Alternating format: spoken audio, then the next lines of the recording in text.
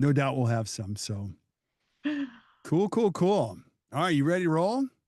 Yeah. Are you sharing slides or me? You're I driving, so am. do you want to do it? We'll start with me sharing slides, see how that goes. If it doesn't go well, we'll have you share slides. So You got awesome. this. You got this. All right. So for those of you that are here for the first time, welcome. For those of you who have been here before, welcome back. We're always excited to put the ACT Dental, Smile Source, BPA, and dental community at large together for all of these things. Now, I'll just start with this. Like, you might be thinking, if I'm here for the first time, what is this all about? Part of what we do, well, actually, most of what we do is we help people create a better practice and a better life. So we're practice coaches.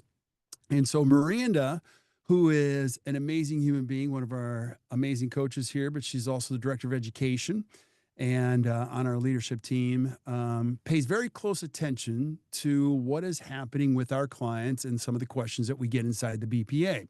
And so she develops the content for us to be able to solve the problems that you guys have.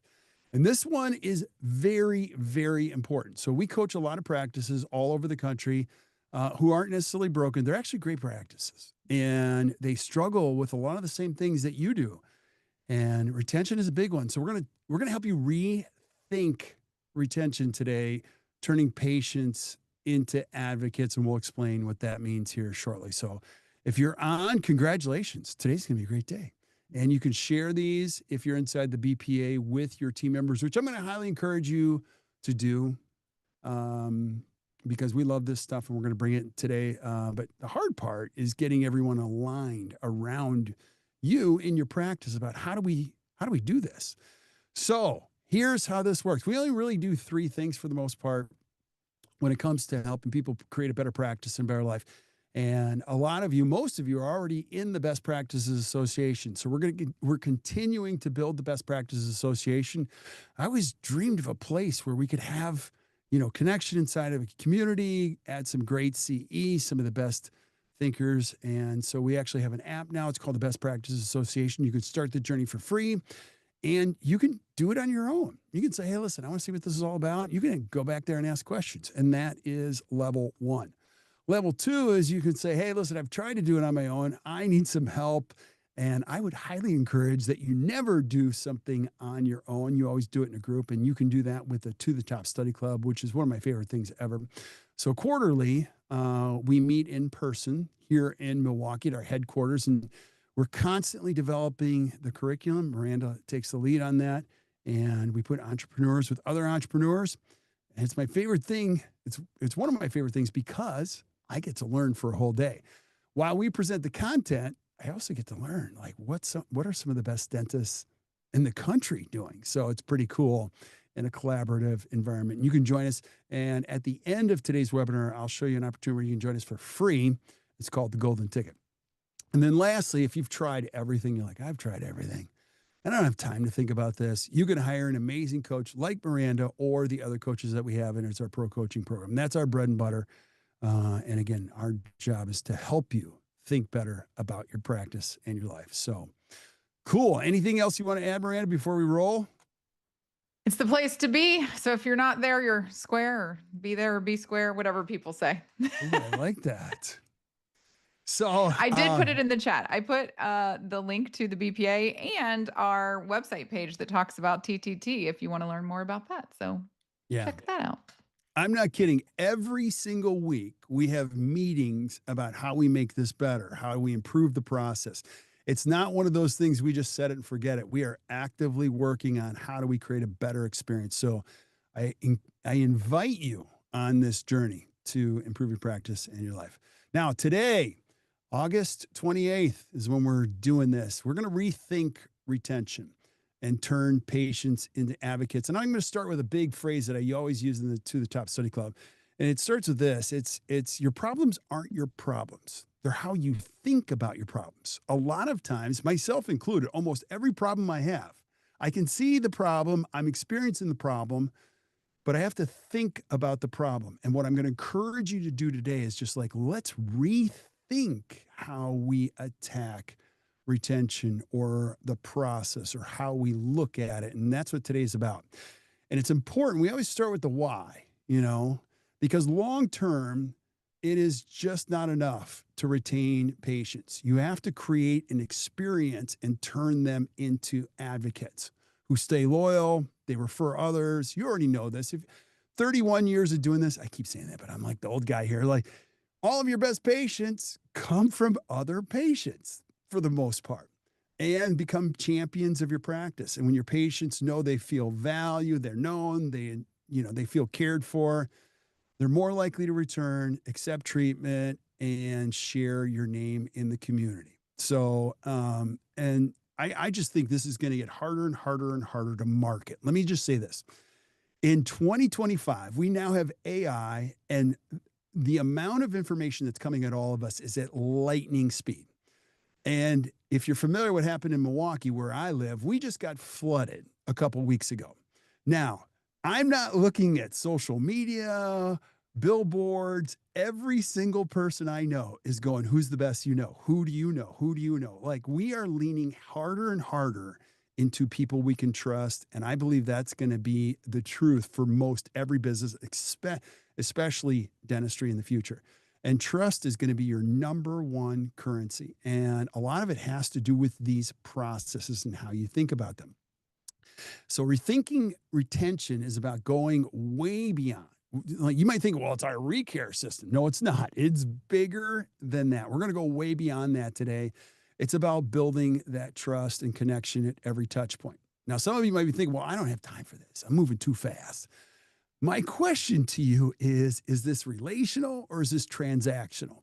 Because if it's just transactional, everyone can feel it. You can feel it when you go into another business. I love more than anything when I walk into a business and somebody knows me. They're like, you're back.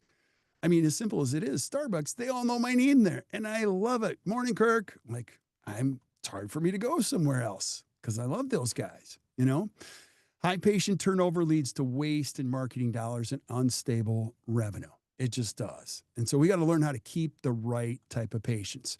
And when patients don't feel connected, they quietly leave, like you don't hear from them without ever giving feedback. They just disappear. And they're afraid to tell you that I don't want to come back to your practice because the person in front didn't know me. You guys don't even care, blah, blah, blah. Loyal patients refer like-minded people. Avatars attract avatars. If you've been doing this for a long time, you already know that it works because somebody comes in your office, they go, all right, I know how this works. I hear you're really good. I hear you're really expensive. You're going to help me with my insurance, but you're not going to take it as full payment, blah, blah, blah, blah, blah, blah, blah. And you're like, yeah, come on back. Nice to meet you, type of a thing. So let's start the process of how we rethink new patients. Every practice needs new patients. Yes, you should always have new patients, but we have to rethink the emphasis we put on needing new patients. Somebody always tell you, I get these all the time. People are like, I get 100 new patients a month. And I'm like, oh gosh, where is this going? That sounds terrible. It just does. You have a certain number of new patients that are the right number for your practice. And yes, you should always be thinking about how we get those into the practice. But sometimes new patients are the worst. Some of the practices that we see, they get 100, 200 new patients a month, which isn't the ideal client for us. These patients are terrible. They don't know anything about the practice. They don't show up for their appointments, and it all becomes more and more and more. Miranda, what are your thoughts? Yeah, I just wanted to share a piece around new patients as you get started on this is there is so much time, effort, money, energy spent in dental offices towards acquiring new patients. The number of times that we talk about new patients more than we talk about our existing patients is significant. And so it's important when we're going to have a webinar talking about patient retention that we also do talk about new patients because we're not saying you don't need them.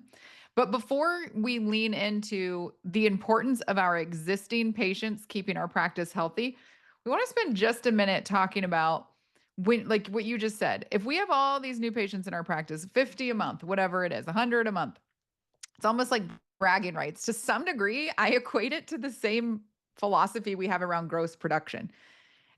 I don't really care a whole lot about your new patient count if I'm coaching your practice. What I care about is your your active patient count and your patient growth over time. And so what we're going to talk about for this first part is around rethinking new patients. Not like I need as many as possible. I need to say yes to every person that calls because like you said, then you end up with people in your practice you don't even really want in there. But how can we rethink how many new patients we actually need? And then how do we measure that or balance that with our existing patients and our retention of existing patients to make sure that we have a really healthy overall active patient count, not just healthy new patient count? Yeah, I absolutely love what you said. And let me give you a kind of an endpoint of where we're going, because some of you might be thinking, well, I don't know how many new patients we have. We got all these ops under construction. Let me simplify this as much as possible. We coach a lot of different types of practices now, but typically, the average dentist, the great practices that we coach. Now, you can extrapolate depending on how many providers you have, but let me give you kind of an endpoint. You only need 1,500 patients if you're a single doc practice and you have two hygienists. Okay. I want you to think about that. If you spend 30 years attracting, keeping, retaining, getting referrals from these 1,500, you're going to displace 17 to 19% of them. They're going to die, move away, blah, blah, blah. But if you can think, hey, 1,500, I'm going to show you a model here in a second that you can collect $2 million, or actually you can produce $2 million with 1,579 patients if you just use the framework that we're going to give you, and you can create an amazing practice. And then if you have a full-time hygienist and they actually see the patients 2 times a year, that equates to about 750 patients a year. Now, that's give or take. That's not an exact model, but it gives you kind of a rough estimate of where you can go with this. And when you start to shoot for higher numbers, you need more chairs, you need more personnel, you just need more everything. So the 2 metrics that are going to help you rethink this today are these. These are key metrics to help you understand your new patient needs. APV, which is annual patient value. It's one of our favorite metrics here. And it's relatively new on the scene, I would say in the last 10 years. We never looked at annual patient value in the past. It was always production and collections. And then net patient growth, which is another one. So let me explain a little bit about what that means. You get to pick how to practice in dentistry. Like there's no rules. So if you're a dentist listening to this or watching this, like you can do whatever you want. My encouragement to you is like pick the path that best suits you. You can go the low margin, high volume route. You can. You can just go after that market where you offer services at a lower profit margin, resulting in higher write-offs. You can participate with everything under the sun. You can have evening hours and weekends and all that kind of stuff. And I'm here to tell you it can succeed. You just have to know what you're building. But you're going to do a lot of value, or a lot of volume in that. Retention is going to be low in that market no matter what. Then you can choose to do the other route, which is high margins, low volume. And you can collect closer to 100%. And that's a fun way to go. It's usually one of our favorite, but neither one of them is wrong. And you can also do a combination of both. You can say, hey, listen, I want to do a combination. I want to do some of this and some of that. And you just have to know what you're building, because the worst thing to do is to build something and not know what you're building and try to figure it out later. And so the APV, this is really important. I'm going to encourage all of you to figure this out. You should figure it out today. It's actually quite easy. The annual patient value represents the average monetary value that your active patients contribute to your practice. So you think about it, you got all these patients. What is their value to the practice? Now, I want to say this carefully. People are not money. That's not the point. But of the people that you have that you would consider active patients, what is the value that each one of them on average brings to the practice? So here's how you calculate it. It's the sum of your total collections from the last rolling 12 months. So it's a rolling 12 months. Then you divide the 12-month rolling collections number by the number of active patients at the prior month's end. When you do that, you're going to have your APV, your annual patient value. I'm going to encourage you to have a regular conversation as a team around this, because as you make this more valuable to the practice, things change. I love this story. I share it all the time. But our coaches, when they're assigned a new practice, they often look at this one first because they might be thinking, well, I got this cool new practice. Sounds like an amazing practice. I want to know about them. And then they'll peek at the APV because the APV tells you a lot. If it's super high, you can see they're really good at relationships, probably have a really good profit margin. If it's super low, they do a lot of volume or they're struggling with retention. Those numbers always tell some type of a story. And so if you're wondering after you've calculated, like, how are we doing? We get these numbers from Dental Intel. And over 10,000 installs, this is where they stack up. So the top 10% of dentists, according to the Dental Intel information and practices, annual patient value is $1,103. Average is $644. And then the bottom 10% is $370. Now, wherever you're at, it's not bad. It's just your starting point. And you can actually fix your practice, improve retention and profitability if that goes up quarter over quarter. So we have a Well, couple and Kirk, the other thing that shows up in your practice, and this is what I hear from clients, is as that APV goes up and you feel less and less busy and stressed throughout the day, your team starts to say, hey, are we okay? Like, I feel like we're kind of slow. Like, I Yeah. feel like the schedule's been slow. I don't feel like we're, running around like we usually do. And then the KPIs, or you look at your scorecard and you realize, whoa, like we're making way more money in this practice than we ever have. But wait, but we feel slow like that. It's almost hard for especially team members to really process that you can feel slow, but be doing better financially and from a productivity and efficiency standpoint. And so it's a little bit of a mindset shift for teams to get used to. And so when I hear teams share information like that, I just say, hey, let's just look at your annual patient value and what it was 3 years ago when you felt crazy and what it is now. And then it's really clear right there on paper what it is that's making it feel that way for us. And no, we're totally fine. Like we're a profitable practice, actually more than ever. And enjoy that team member. Enjoy the lack of stress that you now have in your day to day life. Yeah. I love that you said that. And I don't have this on a slide, but the future of your life is about how you enjoy it. And time is the new rich. We say it all the time. And when you have a high APV, I'll tell you what's going on in your practice. People value you. They're usually using some type of discretionary dollar to pay for your dentistry. They're coming to the hours that you work. It's a little bit of a slower pace. When the annual patient value is low, you're chasing everything. You're chasing evening hours. You're chasing whenever they can come in.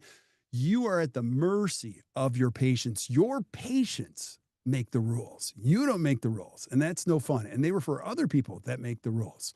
You don't want that. So here's an example. Practice A, an annual patient value. Let's say their production goals, $2 million. Single doctor, 2 hygienists. You sit down with your team in December and you're like, hey guys, let's produce $2 million next year. Well, if your annual patient value is $646, you can do the math. You need 3,096 active patients in your schedule to reach that goal. That's a lot of patients. And so that's one way to look at it. Now, let's cross the tracks to practice B. And practice B has the same goal, same situation. It's actually same town.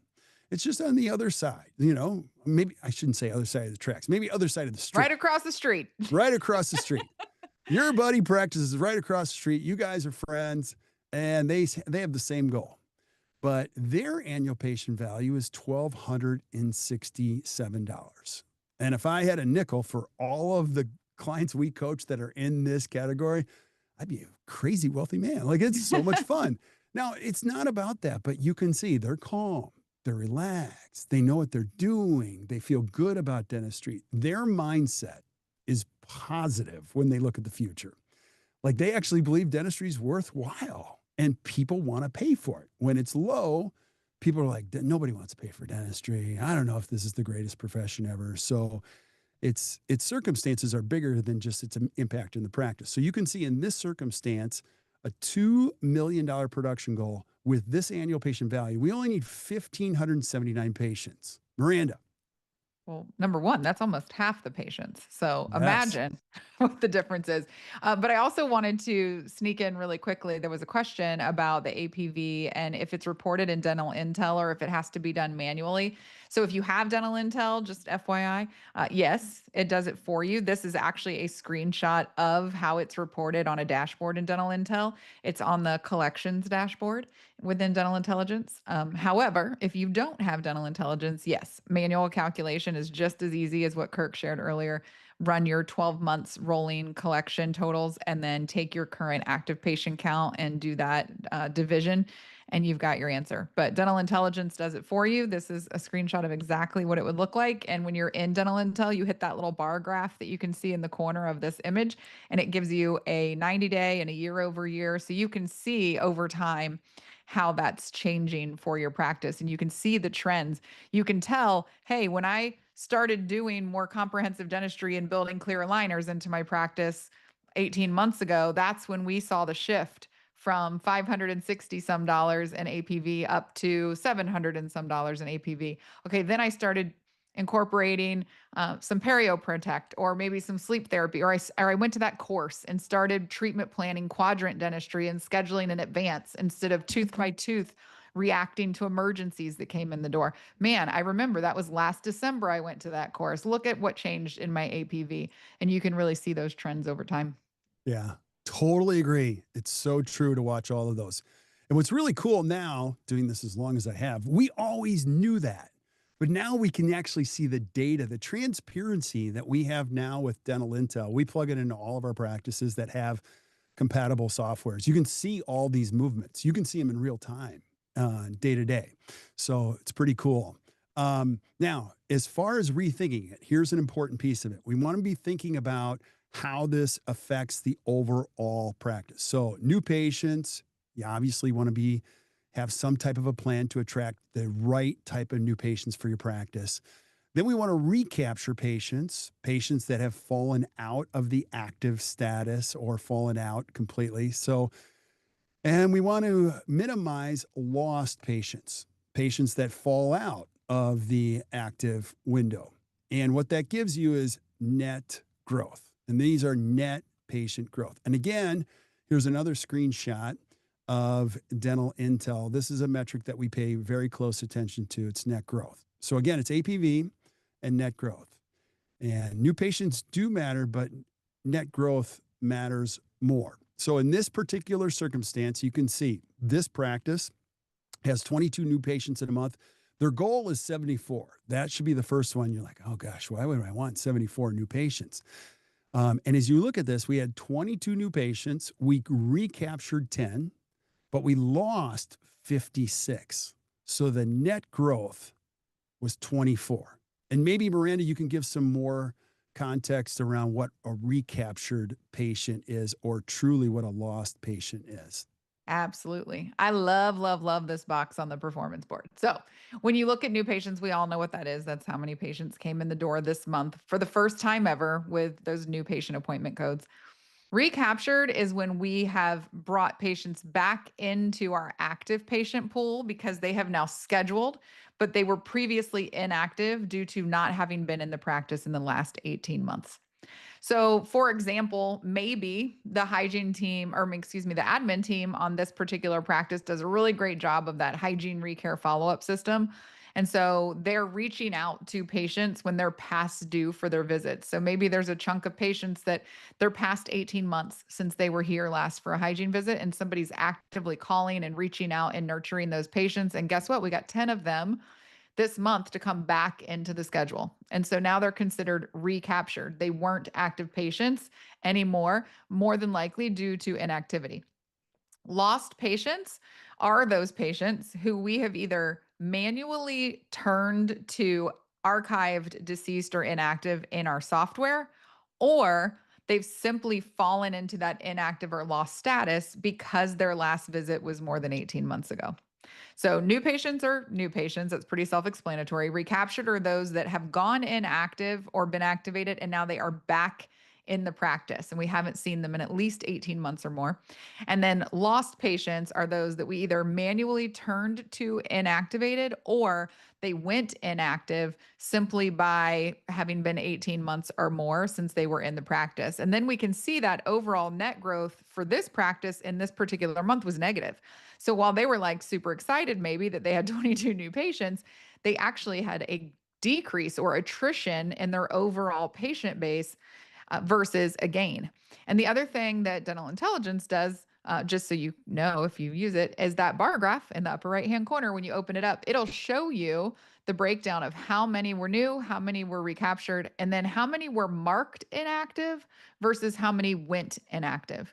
And you can even click on that and go right into those lists and start reaching out to those patients and trying to, I say, a little win back program where you start reaching out and really trying to recapture some of those patients that are about to fall out of the leaky bucket at the bottom of the practice.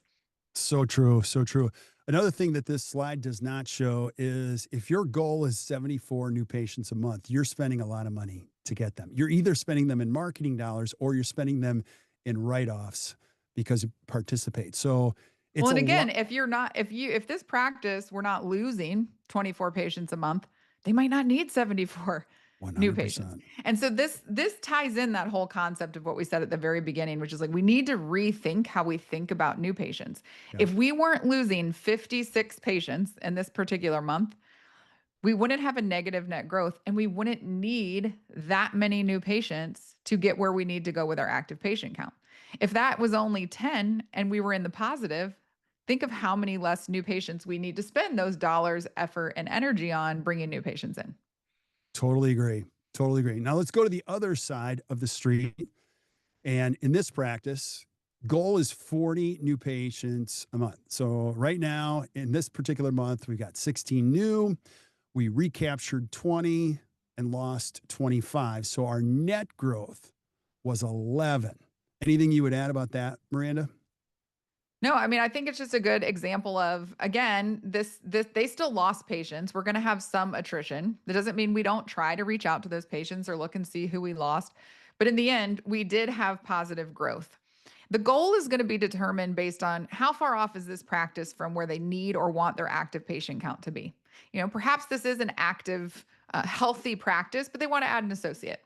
And so they've set their goal really high because they want to start bulking their active patient count. Maybe they have 14 or 1500 active patients, but they want to get to 1800 because they're bringing on another doctor. And so if their goal is to reach that level, they're going to need, say, 40 new patients a month.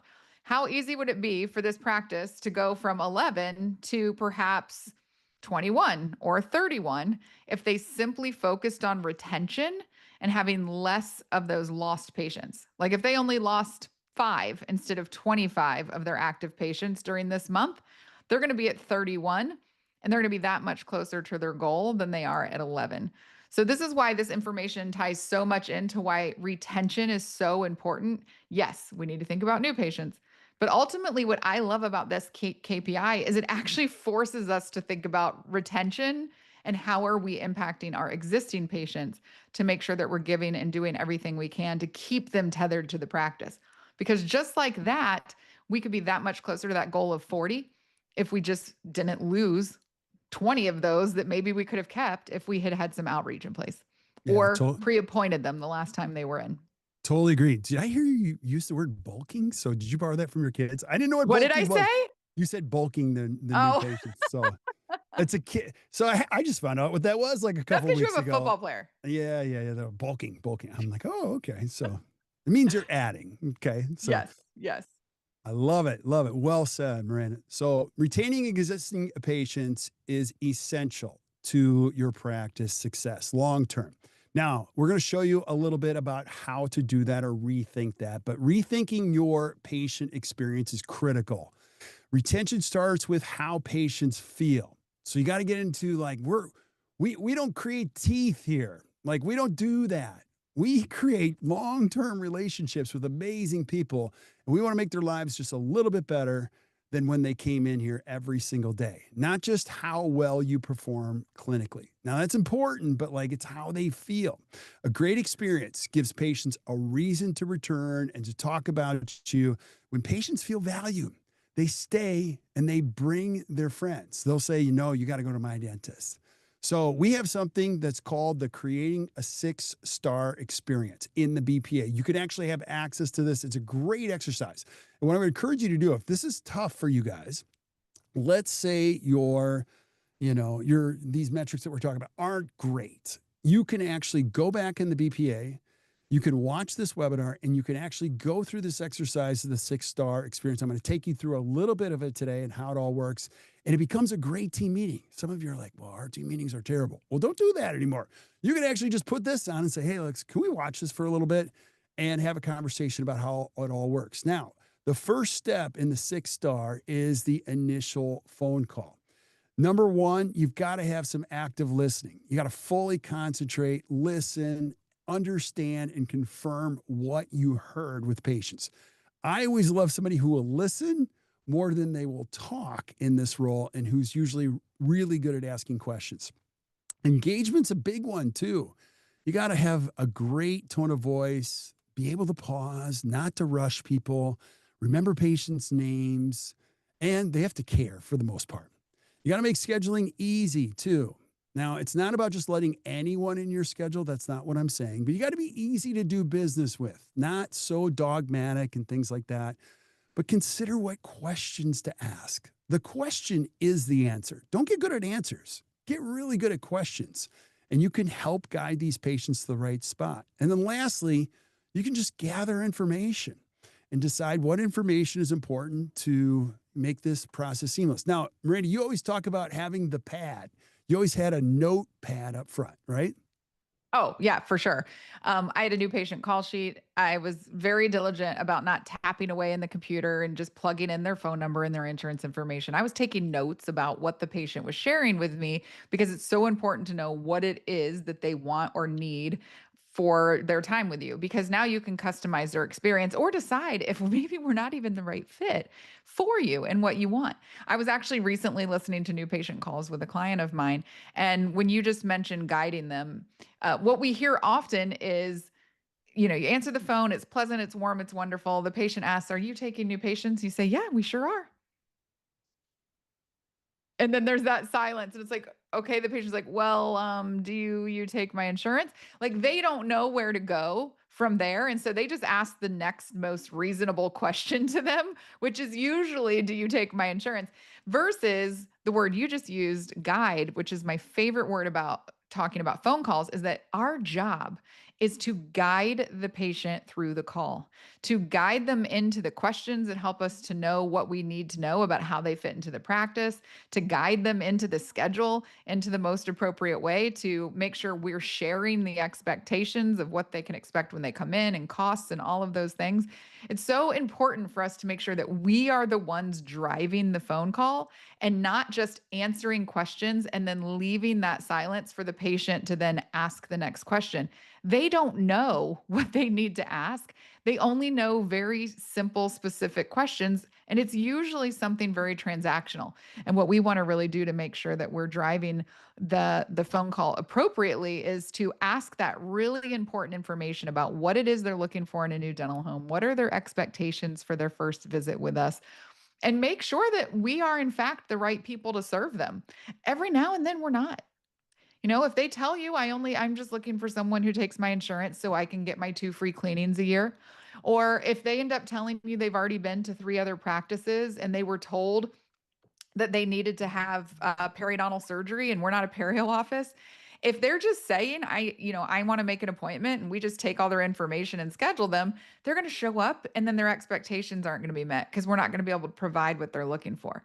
So it's really important to have that piece of paper in front of you, help guide the patient through the phone call, and really learn as much as you can possibly learn about them so that we can make sure they end up in the right place in our schedule, or again, make sure they're the right fit for our practice. Yeah, it's so true.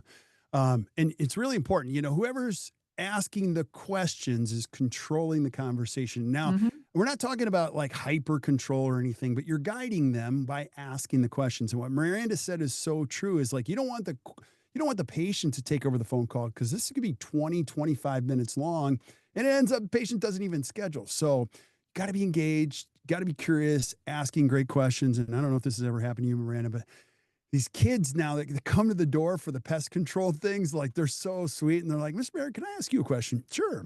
Do you care about your home? Yes, I care about it. Do you care about your family? I'm like, yes. Oh gosh. And then before you know it, they're asking me all these questions. Now I'm sharing a story with them. And then Sarah's like, what did you just Kirk, sign they're up so for? much better than the ones that come to my door. I had one come the other day and he literally said, "Hey, I was here from, pest control." He said, maybe you're like your neighbors and you already have someone who's taking your care of your pest control.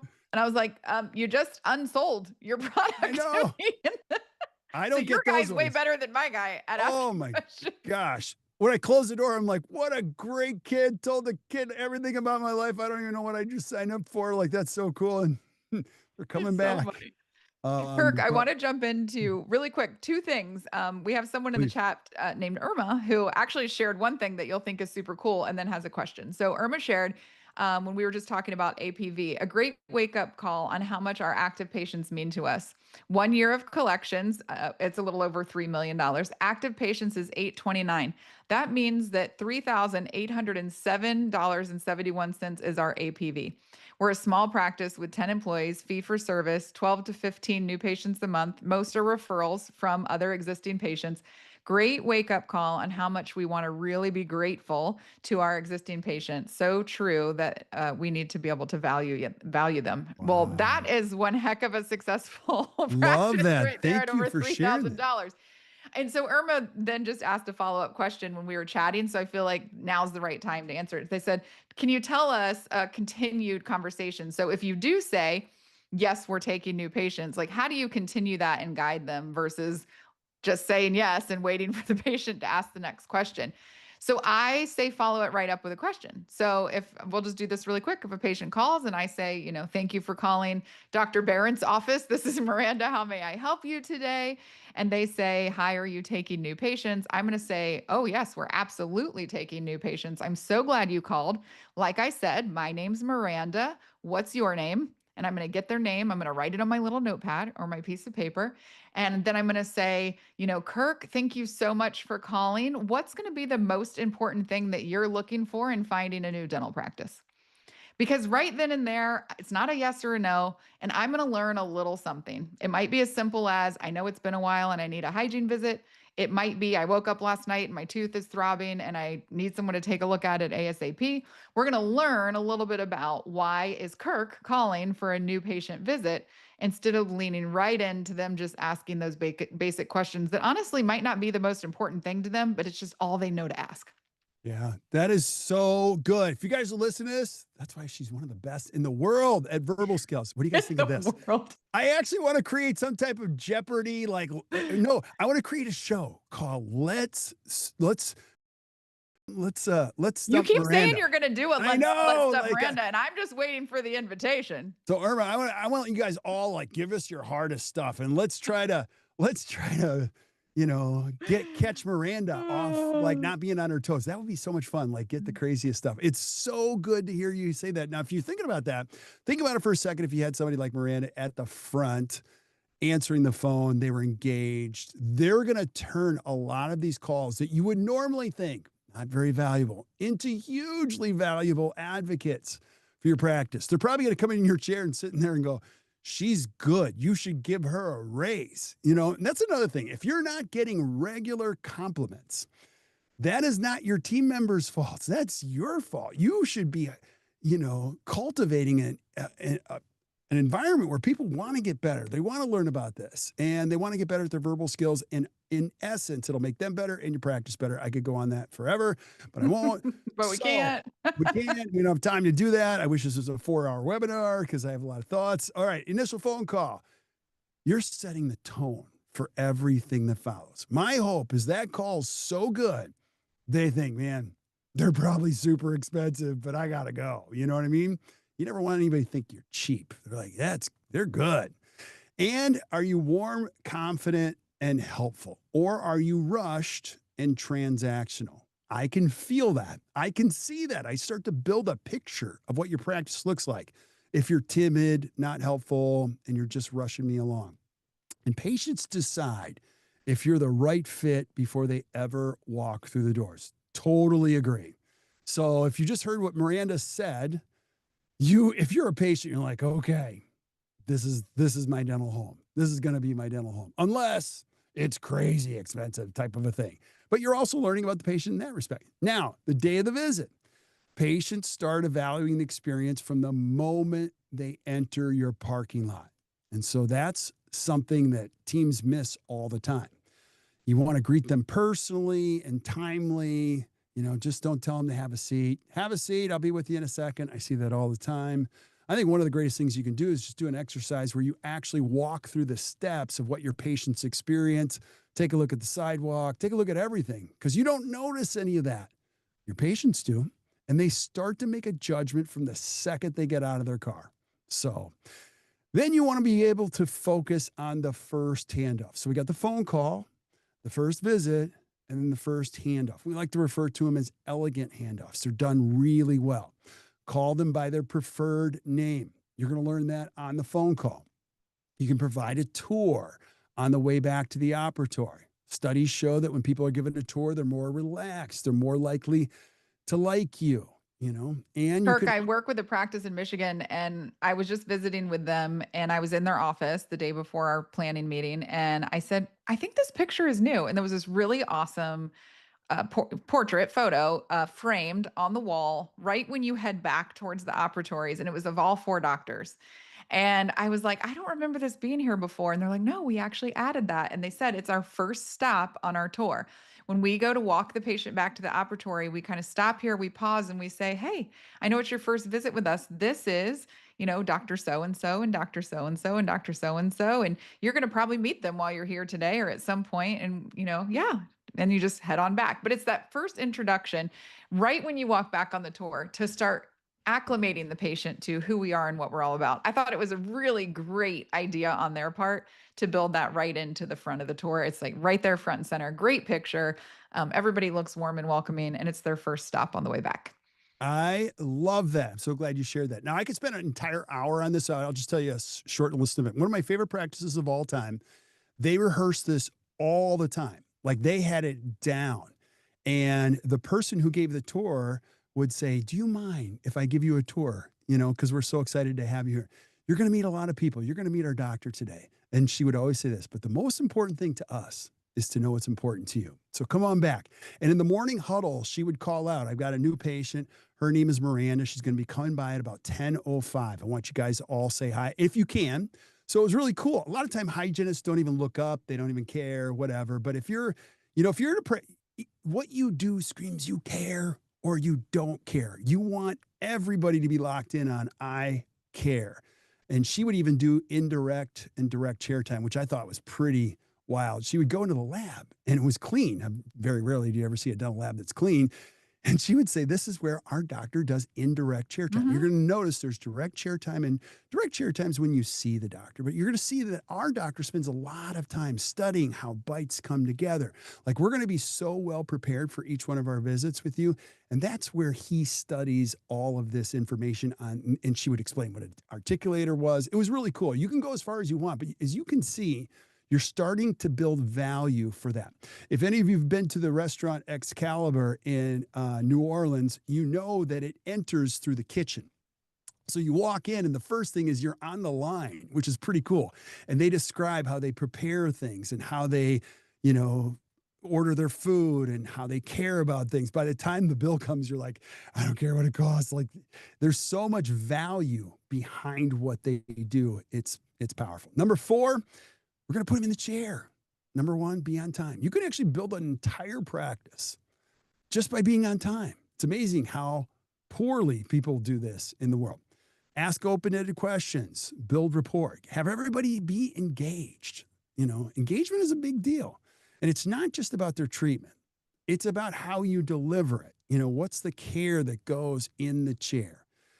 And, after we've completed care, talked about care, or just had a conversation about anything, the patient's going to leave your office. Remember, You want to get good at the hellos and the goodbyes, not just the hellos. And patients are going to exit.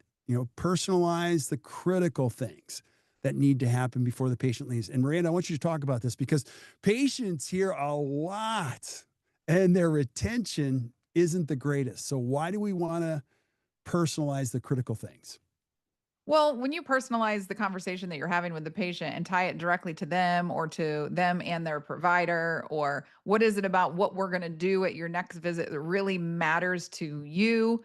If they're even remotely on the fence, they're going to be more bought in and more confident in what the next step is. So when you're doing things like scheduling their next visit, we're not just penciling them in here and there, we're reserving time with whatever that provider may be because we know there's this area or that area that you all looked at today, or we know that you like to prevent an emergency patient. And so when we see you every 3 months, we know we're more likely to do that for you. And how can we use words and language and tie in their goals and motivations so that they feel as if it's not like we're just going to schedule you at 6 months because that's the next time that you're due and that's what we do here. No, we're scheduling you at 3 months because of this reason that you shared with us that really matters, and really personalizing that. And then ask them, do they want an appointment card or would they prefer an electronic reminder? Like asking people very simple things like that. I don't want you to hand me your card. I'm going to have to go find a trash can and throw it away because I'm not going to keep it or I'm going to lose it. So just simple things like, hey, I can write you an appointment card, but I do remember last time that you told me you prefer text messages for your reminders. Is that still correct, or would you like me to write you a card? Just those little tiny personalizations and things that maybe you made a note about it. You didn't actually remember what every single patient wants from visit to visit, but anytime you can make it feel personal or customizable, it's great. And I love this next point, which is just patients remember those last few minutes really vividly. So no matter what happened throughout the appointment, you guys could have been cutting up, having the best time connecting at the front of the appointment. If they have a negative experience on the way out the door, that's what they're going to remember. And that's the feeling they're going to leave with. So we really have to make sure we put just as much emphasis on that final handoff and the patient exit and the goodbye and how we wrap everything up as we do when they walk through the door and we greet them and celebrate them being there. Yeah, it's so important you said that because there's so much emphasis on the front end, but a lot of offices skip this piece. They're like, we got that nailed. And I'm just here to say, like, the more you do up front, the less you have to do later. Cancellations kill your practice. People don't cancel on their friends. So you really want to make sure that we do this really, really well. So it minimizes the challenges that could possibly happen later in the process. Now, there's a couple systems we're going to ask you to evaluate. There's actually four once the patient leaves. Number one, it's unscheduled treatment follow up. Can you talk about this one, Miranda? Yeah, it's just really important to make sure that when that patient leaves, like we are the person who's responsible for making sure we maintain that connection. I'm the world's worst at follow through as a patient. I'm not going to lie. So I really rely on my dental practice, my medical practice to reach out to me, sometimes multiple times, to follow up and say, hey, we never took care of that. Do you want to schedule that appointment now? So if a patient leaves and they weren't able to schedule their treatment or didn't for some reason or another, we have made a valiant effort to record why, schedule a follow up. We make sure we reach back out to them in regards to that unscheduled treatment follow up. And the same thing applies for these other systems. And if you want to go ahead and just plunk them up there. So, hygiene recare. We want to make sure that not just when there's a hole in the schedule, we're working these systems. Like these systems aren't intended to just fill a short notice cancellation.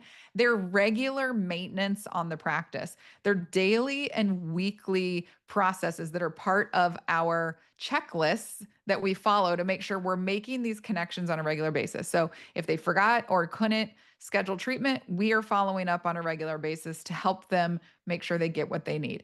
If they weren't able to schedule their hygiene recare visit, or perhaps they had to cancel and for whatever reason they couldn't reschedule in that moment, we're going to be doing a hygiene recare follow up system maintenance program in the practice on a daily, weekly basis. I love a reactivation, or sometimes you call it patients going inactive system. We talked about this at the beginning of the webinar when we were talking about lost patients. But having somebody who runs a report every month of all of the patients that are about to hit that 18-month mark, and they're going to be considered inactive. And let's see what we can do to reach out to those patients. Now, you can have a hygiene recare follow up that serves everyone who's due now without an appointment, 3 to 6 months without an appointment, 6 to 9, yada, yada. And you can do the same thing with a reactivation system. You can run lists from your practice management software that are people that are at 18 months to 20 months since they've had their last visit. You just run it by date of last visit, maybe 20 months to 24 months.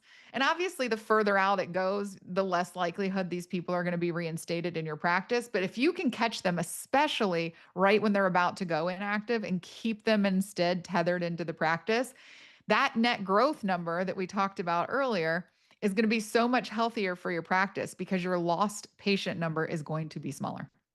And then the last one that a lot of times practices overlook is our unscheduled new patient follow up system. Ideally, we're scheduling as many of our new patients as possible before they leave for a hygiene visit. And sometimes we don't.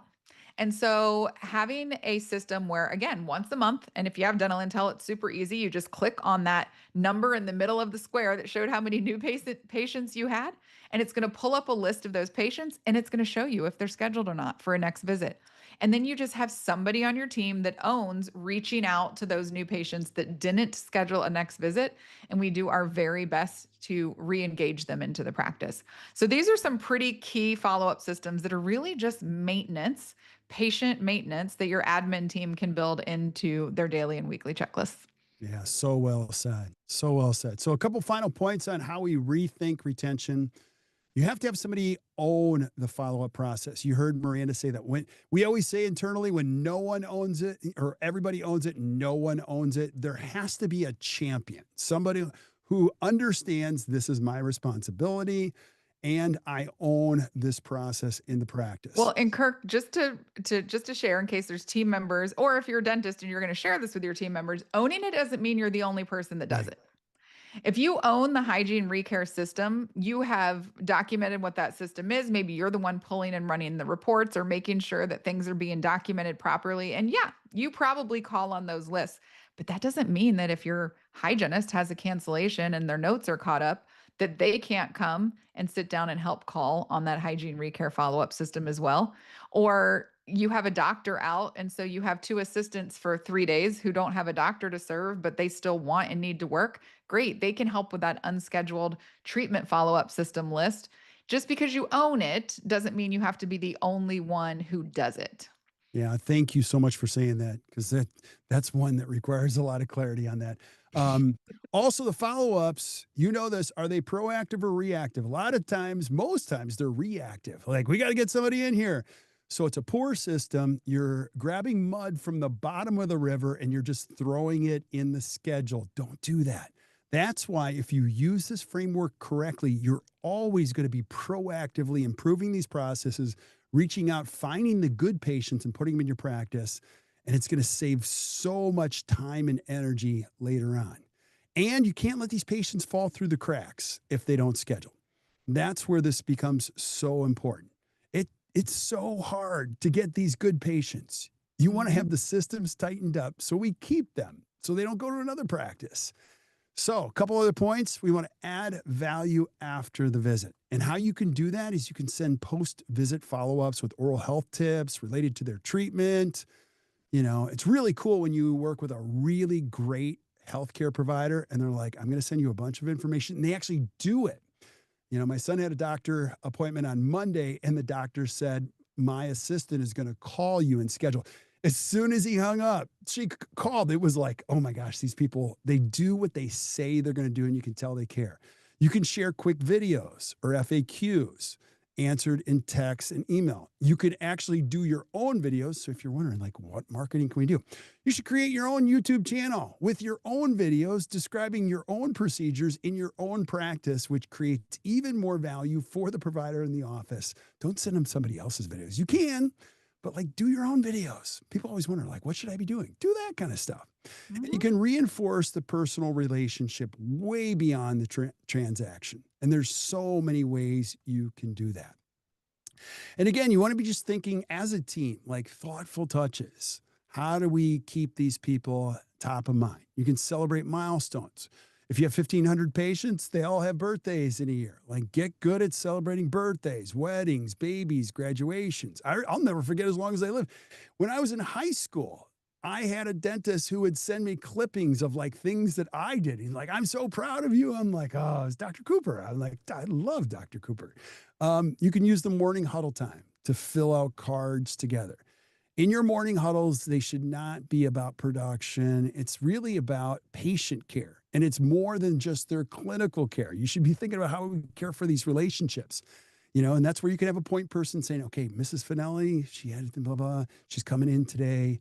It's We awesome. used to have Amber in our practice who had a big old box of assorted different types of cards. And almost every day there was one or two cards that were going to be going out, and she'd have little stickers on them and all that stuff. And the team would sign them. At morning huddle, it would be like, hey, at some point today, I need you guys to sign these. So and so's cat passed away and she doesn't have kids and it was her baby. And so we want to make sure we let her know we care. And oh, by the way, it's Joey's birthday. So we're sending him a birthday card.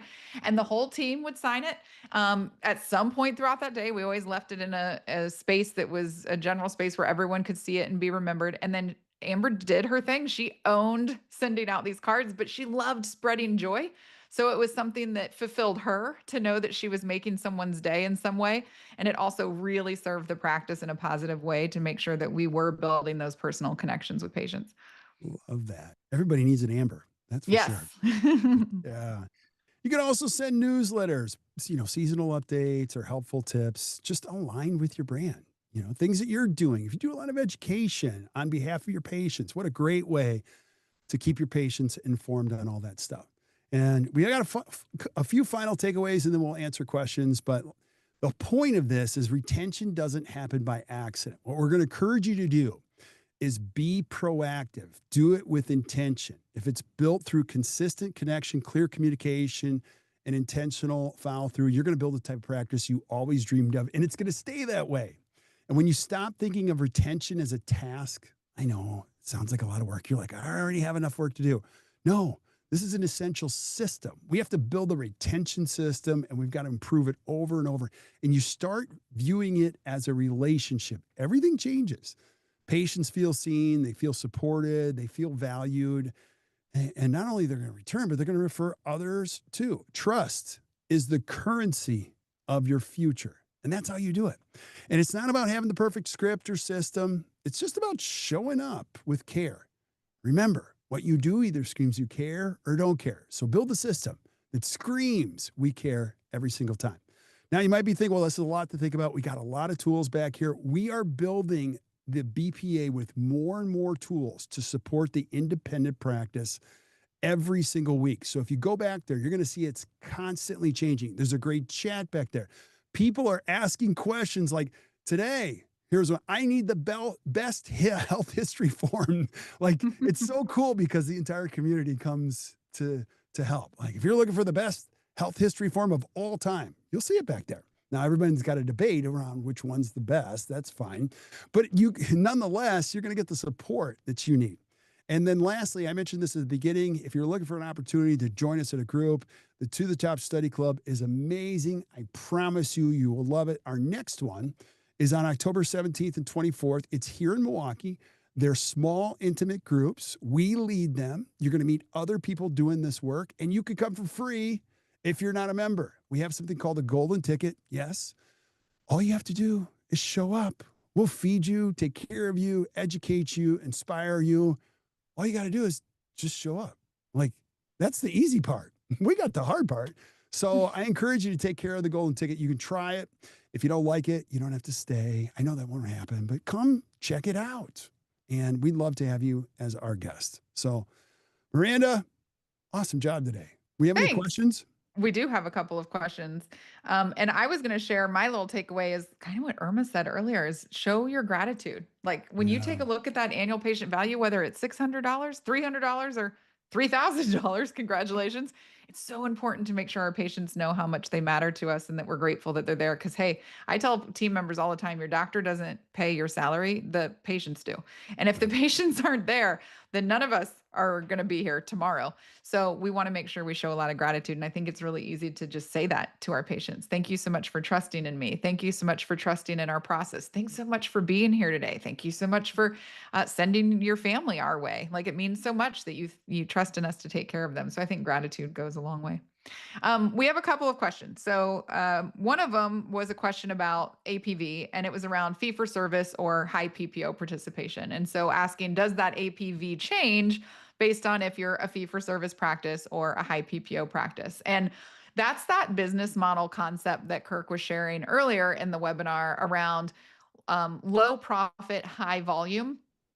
When you are contracted with a lot of PPOs, you're going to have more than likely a much lower fee schedule. So you can charge only but so much to a patient for specific procedures. And so, yes, your APV or annual patient value is likely going to be lower. If you participate in a lot of them, it's probably going to be under 600. If you participate in a few of them, you're probably going to be somewhere between 5 and maybe 800. And when you do start to venture into that, maybe just one or fee for service, you're going to be at 800 or above. Just like we had in that example, I don't think I've seen someone at over 3,000, so I am very impressed, and I'm sure that's a comprehensive practice. But even 1,100, $1,200 a patient, that's not unheard of in that high profit, low volume practice. You don't need as many patients. You're just doing more dentistry on less patients when you're in that fee for service model. And so it kind of ties in with the other question that we have, which is around kind of specifics for goal setting. So this particular person asked, what's the average new patient goal for an office that has 3 dentists and 5 to 6 hygienists? Well, there is no answer to that question. Right. What you would have to do is look at your particular practice and know what do we need? So you have 3 dentists. If they're full time, you can say we need 12 to 1,500 patients per dentist. So if we know where we are with our active patient count, we know APV, how much per patient is the production coming into the practice. Now we can look at what those goals are and say, okay, well, if our goal is to make $6 million and we have this many patients, we need our APV to be about here in order to get that. If we're not there, we have a couple of options. We can bring in more patients to get to where we need to go, or we can find a way with the same number of patients that we have to raise our annual patient value. How can we have more dentistry on the patients that we already have? Not just for the sake of finding dentistry that's not warranted, but is there a way for us to introduce services again, like aligners or perio protect or some of these adjunct things that aren't going to be written off by insurance that still help support the health wants and needs of our patients, but can help us raise that APV. So there is no blanket answer to, hey, my practice is this size. How many new patients do I actually need per month?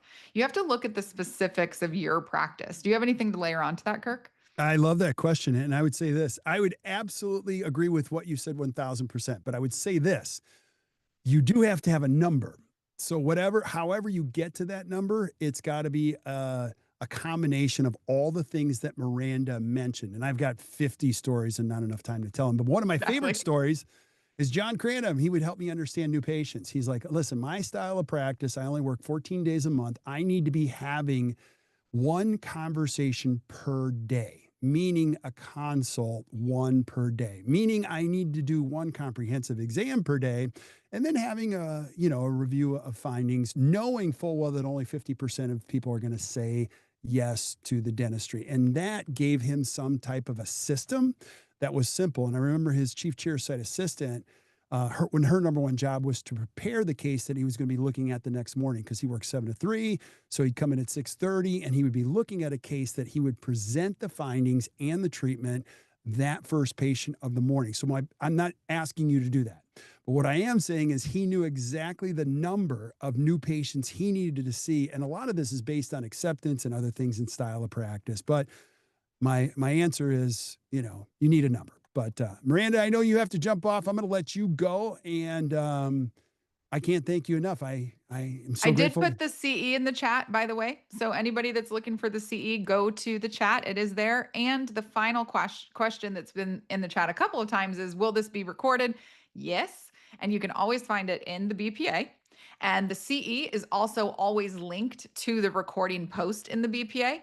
So if you didn't get to see all of it, or you have some team members that want to watch, you can go back and watch the recording. And the CE link is available right there in the description of the event recording. Yeah. Kirk, you did great today. Well, you set that up. You made that great. So Miranda's Jenna the magic Jenna did behind it. tell me that I was glowing today, but also she didn't want to leave you out and wanted you to know that you Oh, always make her smile with your amazing energy and simple takeaways. awesome. Well, we'll just end on that note. Jenna, thank you so much for your kind comments. Thank you guys for showing up.